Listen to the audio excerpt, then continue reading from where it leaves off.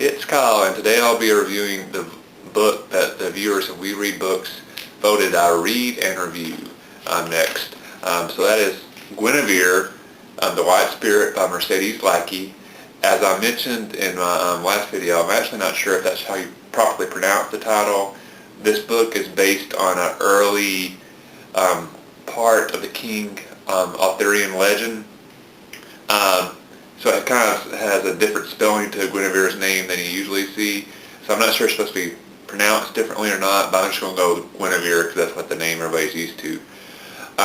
Basically, like I said, this book was based on a very early inspiration for the King Arthurian legends. Basically, where the author takes her inspiration from is there's an early legend that has that King Arthur was actually married 3 different times, but it happened all his queens were each named Gwenhwyfar. I don't really want to go into what happened to the first 2 Queen Gwenhwyfars, but the Gwenhwyfar covered in this book is the 3rd, and she's also the one that's kind of inspiration for the Gwenhwyfar we all know and the other more better well-known tellings of King Arthur and his legends. So that's a little interesting, partly because the author takes her inspiration from a very early root of these legends. There are some differences from what we're all used to, so it makes it for a kind of a different read. If you read a lot of King Arthur and books about Camelot or Merlin and stuff like this, you get the basic of it, the basic elements of it are all the same, but there's little small differences that kind of gives it this unique and interesting feel to it. I would say if you have enjoyed reading other books that are kind of cover King Arthur, Camelot, or Merlin, or Gwenhwyfar and stuff, you'll probably enjoy this book. Or if you're really into the fantasy genre of books, I think you'll really enjoy this. If you're not really into King Arthur and other versions of this legend, I'm not really sure if you'll really enjoy this book that much, because I think a lot of enjoyment out of it is getting to see a different take on this legend that you've kind of grown up knowing.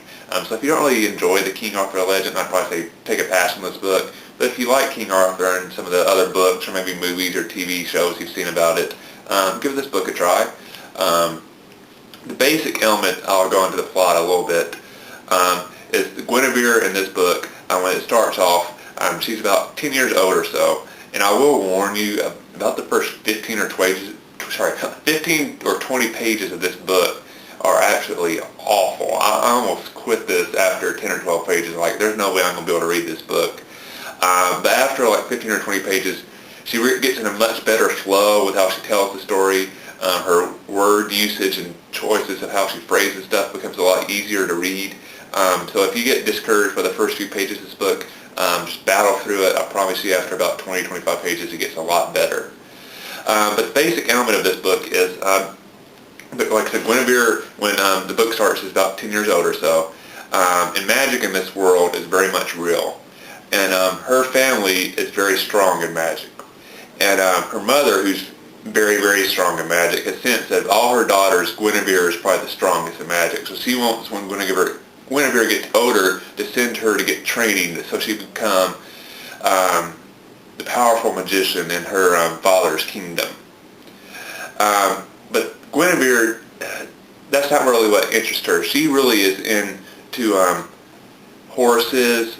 She's fascinated by her dad's warriors and stuff, and she really wants to be a soldier. She really wants to be a warrior queen, which during this time period was actually very common. A lot of the British tribes and stuff, women fought just as much as the men. So she kind of dreamed of being a warrior queen, and that's what she wanted to do. But her mom was kind of opposed to that because in this world, it was believed that if you touched metal like swords and shields and stuff like that, you actually eventually lost your ability to use magic. So her mom had kind of discouraged her from going into that career path, I guess you could say, or life choice.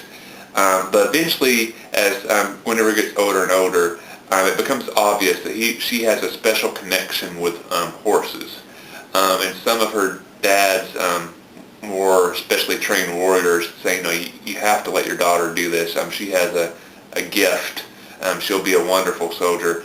So eventually her mom is convinced that this is the path that Gwenhwyfar was supposed to go.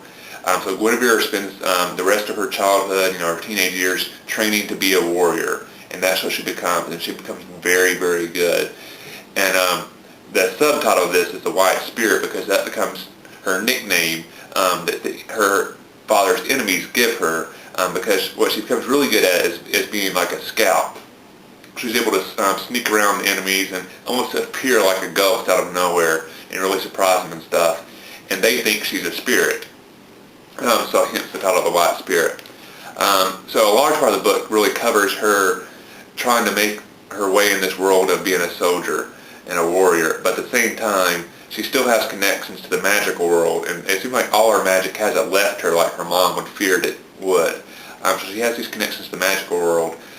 And in this entire time, what's really fascinating in this book, King Arthur is not really in the story. He's really in the background. Guinevere doesn't actually meet King Arthur until like the last maybe like 75 pages of this book, and it's roughly, I think, around 400.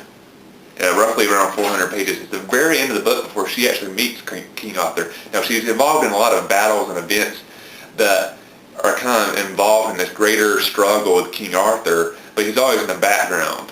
It's always this larger life figure, like she hears what King Arthur's up to, but she never actually gets to meet him until the very end.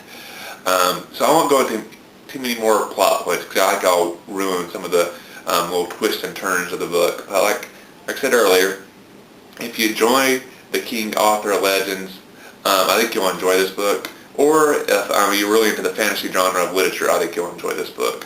So if you like either of those two areas, give Guinevere the White Spirit by Mercedes Lackey a try. It's a good book, not a great book, but I think, like I said, if you enjoy those two fields, I think you'll enjoy it. So I hope you give it a read, and hope everybody has a great Christmas and New Year's.